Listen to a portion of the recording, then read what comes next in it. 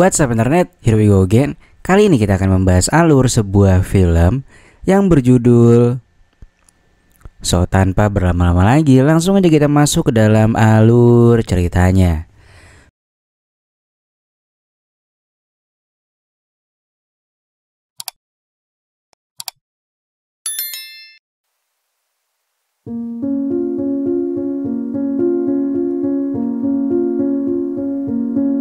Film diawali dengan sepasang suami istri yang baru saja selesai melaksanakan perpusrengan duniawi cuy. Lalu sang suami bercerita kalau istrinya itu sebenarnya sudah meninggal. Waduh, gimana nih ceritanya ya kan? Lantas scene pun flashback ke 10 tahun yang lalu. Terlihat seorang pria yang sedang mencari alamat sebuah pabrik atas rekomendasi dari temannya yang bernama Kato untuk mendapatkan pekerjaan. Pria ini bernama Tetsu Kitamura. Tetsu sendiri adalah seorang mahasiswa lulusan Universitas Seni Mamahat yang datang dari Amerika. Saat Tetsu sedang melihat-lihat keadaan pabrik, ada seorang wanita menghampirinya dan bertanya ada keperluan apa. Si ibu Mario Tashiro ini merupakan salah satu pekerja yang bekerja di pabrik yang akan bangkrut itu. Tetsu memberitahukan kalau ia adalah orang yang diminta Kato untuk datang ke sini. Mendengar hal itu, Bu Tashiro pun langsung mengajak Tetsu untuk masuk ke dalam pabrik. Ia pun memperlihatkan isi ruangan yang ada di dalam pabrik itu, yang mana ternyata itu adalah tempat pembuatan boneka khusus Aselole. Lantas Bu Tashiro pun menghampiri seorang pria yang sedang tertidur di sofa. Beliau adalah seorang perancang boneka yang diceritakan kalau ia adalah satu-satunya perancang yang bekerja di pabrik itu. Ketika Aikawa mengetahui kehadiran Tetsu, ia pun langsung bangun, menjelaskan dan menunjukkan kepada Tetsu tentang semua boneka yang sudah berhasil ia buat. Dia berkata kalau sebelum ia pensiun, ia sangat ingin membuat sebuah boneka yang terlihat realistis dan mendekati persis seperti aslinya. Namun sayangnya ia masih belum bisa mewujudkannya karena keterbatasan ilmu pengetahuannya. Dan karena Tetsu yang merupakan mahasiswa seni pahat inilah, ia pun meminta Tetsu datang dan membantunya. Itu pun kalau Tetsu mau dan menyetujuinya. Tetsu berkata dalam hati kalau ia sebenarnya sama sekali tak ada keinginan untuk membangkitkan pabrik yang sudah mau bangkrut ini. Akan tetapi karena Tetsu sangat membutuhkan uang, Tetsu pun mengiyakan dan menyetujui untuk bekerja di pabrik itu. Lantas pada keesokan harinya, Tetsu pun langsung menunjukkan keahliannya dan membuat cetakan sebuah boneka dengan didampingi oleh Pak Aikawa. Dan ketika boneka itu sudah selesai dibuat, Tetsu, Pak Aikawa, dan Bu Tashiro pun mempresentasikan boneka itu kepada bos pemilik pabrik yang bernama Kubota. Pria itu merupakan seorang mantan polisi yang memutuskan untuk berhenti dari profesinya. Ketika Kubota memeriksa boneka buatan Tetsu, mereka berdua pun terlihat sangat optimis. Namun ternyata Kuboto bilang kalau boneka itu terlihat sangat tidak realistis meskipun belewahnya terus dipegangi oleh Kubota. Yang diinginkan pelanggan adalah boneka yang realistis dan sangat rapi. Kubota pun meminta Tetsu dan Aikawa untuk membuat ulang boneka sesuai dengan apa yang ia katakan. Sore harinya, Tetsu dan Aikawa berada di sebuah kedai untuk minum-minum. Mereka berdua pun bertukar pikiran dan mencari jawaban atas keinginan bos mereka. Tetsu pun mendapatkan ide untuk mencetak dari model yang asli. Akan tetapi Tetsu masih bingung dia harus bilang apa pada sang model untuk mau bekerja sama dengannya. Aikawa pun memiliki ide cemerlang. Dia bilang mereka hanya perlu sedikit berbohong dan bilang kalau cetakannya nanti akan digunakan sebagai implan medis. Beberapa hari kemudian, Tetsu dan Aikawa terlihat menggunakan baju staf medis untuk menyamar. Mereka juga memodifikasi pabrik itu agar terkesan meyakinkan. Lalu tak berselang lama terdengar ada seseorang yang datang ke pabrik itu. Tetsu pun langsung bergegas untuk menghampiri dan melihat siapa yang datang. Dan ternyata gadis cantik itu merupakan model yang sudah dipesan oleh Tetsu, dan gadis itu bernama Ozawa Sonoko. Lantas Tetsu pun langsung mengajak Sonoko masuk dan membawanya ke sebuah ruangan untuk mengganti pakaiannya. Ketika Sonoko sedang mengganti pakaian di lantai bawah, Tetsu dan Pak Aikawa malah bertengkar untuk menentukan siapa yang akan melakukan dan membuat cetakan. Mereka pun akhirnya suit dan Tetsulah yang kalah dan harus mencetak semangka serta bemper depan belakang milik Sonoko. Secara sopan, Tetsu pun melakukannya dengan sangat hati-hati dan gak berani menatap Sonoko. Saat pembuatan cetakan sudah selesai, dengan penasaran Aikawa pun datang menghampiri Tetsu. Ketika itu Aikawa pun mengetahui kalau Tetsu gak berani menyentuh belewah Sonoko untuk mengetahui teksturnya. Ia pun langsung bergegas menghampiri Sonoko dan meminta izin agar Tetsu bisa merasakan tekstur yang dimilikinya. Sonoko pun mengizinkannya, dan lagi-lagi dengan malu-malu kucing, Tetsu pun akhirnya bisa mengetahui kekenyalan yang pas untuk bonekanya nanti. Singkat cerita, Sonoko pun pamit pulang. Namun sesaat kemudian Tetsu pun sadar kalau ternyata antingnya Sonoko ini tertinggal. Ia pun langsung mengajar Sonoko untuk mengembalikan anting itu. Dan saat sudah berhasil menyusul, Tetsu pun langsung mengembalikan anting itu. Namun tiba-tiba Tetsu malah refleks mengatakan kalau ia jatuh cinta kepada Sonoko. Dan ia memberanikan diri untuk meminta Sonoko menjadi kekasihnya. Lagi-lagi hal yang tak terduga pun terjadi, di mana Sonoko malah mengiyakan untuk menjalin hubungan dengan Tetsu padahal mereka sama sekali belum mengenal. Beberapa hari kemudian terlihat Aikawa, Tetsu, dan Sonoko yang tengah makan-makan di salah satu restoran. Lantas karena Tetsu nggak ingin membohongi Sonoko, Tetsu pun meminta Aikawa untuk memberitahu dan menjelaskan pekerjaan apa yang sebenarnya mereka lakukan. Tetsu lalu izin ke toilet dan berharap Aikawa akan mengakui semuanya. Namun ternyata pria itu justru merasa gugup dan pada akhirnya memilih untuk merahasiakannya. Singkatnya, hari pengecekan oleh Pak Bos pun kembali dilakukan. Pria itu pun sangat kagum dan mengatakan kalau mereka akan kembali berjaya karena sekarang rasanya itu udah persis kayak yang asli, cuy. Hari demi hari berlalu, boneka hasil buatannya Tetsu dan Pak Aikawa ini ternyata langsung laku keras, cuy, di pasaran.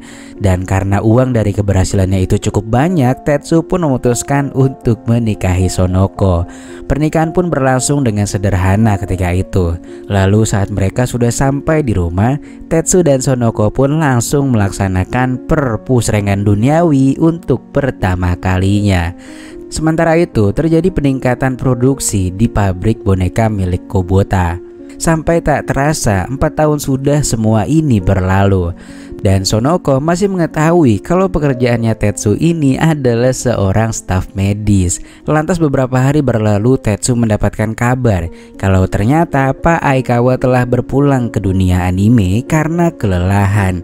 Mendengar hal itu, Tetsu dan Sonoko pun benar-benar bersedih. Pasalnya mereka memang sangat dekat dengan Pak Aikawa. Dan semenjak saat itu, Tetsu pun bertekad untuk mewujudkan mimpi Aikawa, yaitu membuat boneka dengan tingkat kemiripan yang benar-benar tinggi.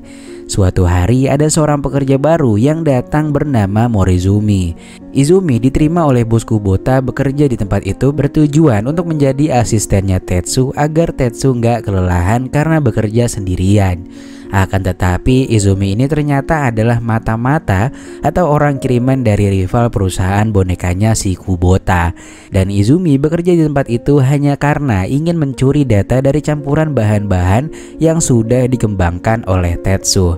Sampai akhirnya Tetsu pun menyadari kalau data yang selama ini dia simpan ternyata sudah hilang. Tetsu pun benar-benar kecewa karena hasil kerja kerasnya itu nihil sekarang. Tetsu pun pulang ke rumah, namun Sonoko justru bersikap dingin padanya. Malam itu juga Tetsu pun memutuskan untuk pergi keluar rumah guna menenangkan pikirannya.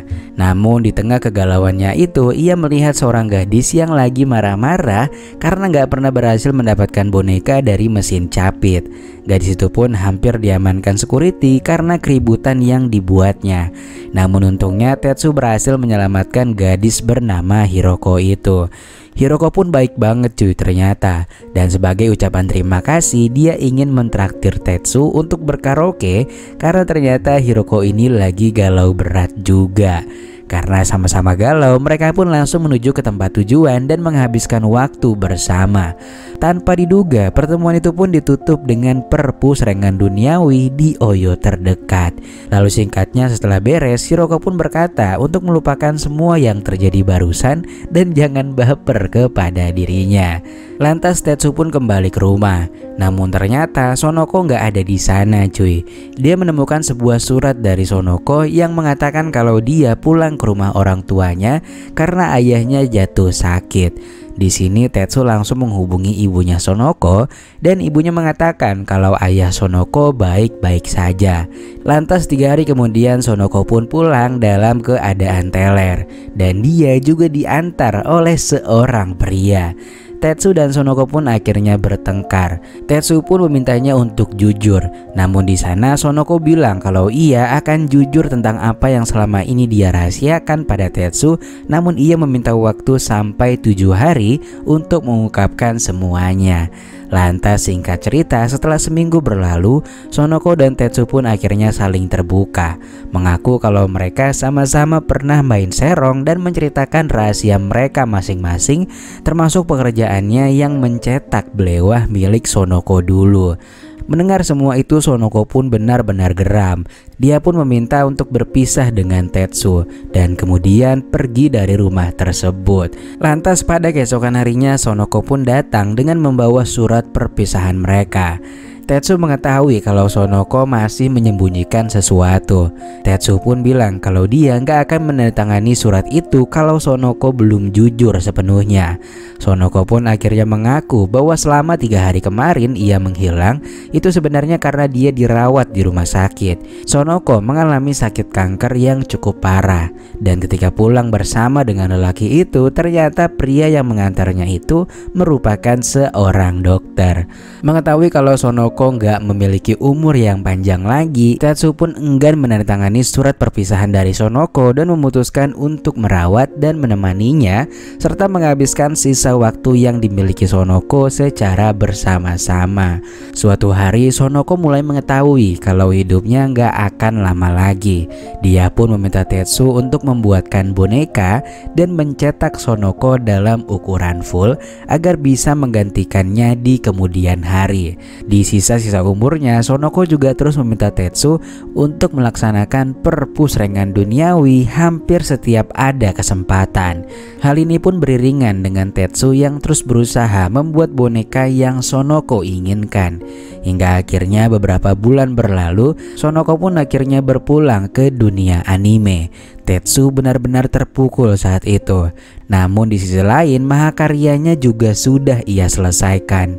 Boneka itu juga menjawab impian Pak Aikawa kalau mereka sudah berhasil membuat boneka yang benar-benar sempurna dari segi ukuran maupun teksturnya.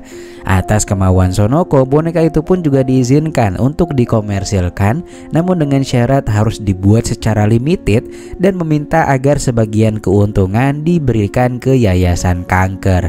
Singkatnya, boneka Sonoko itu pun langsung dipasarkan dan hanya berjumlah 100 unit saja. Ajaibnya 100 unit itu langsung ludes terjual dalam waktu hanya 2 menit saja. Lantas setelah beberapa hari, polisi malah terlihat datang ke pabrik itu sambil membawa surat penangkapan yang tertuju pada si Kubota. Alasan mereka karena pabrik itu telah menjual boneka yang terlalu realistis. Namun karena Kubota adalah mantan seorang polisi dan sudah menemukan celah dari semua ini, ia pun dengan santainya menyerahkan diri dan bilang kepada Tetsu kalau ia akan menemuinya dan mengajak semua pekerja untuk makan sepuasnya 3 hari lagi. Lantas singkatnya 3 hari kemudian bener aja dong, Kubota pun langsung bebas lalu merayakan keberhasilan perusahaan dengan para pekerjanya.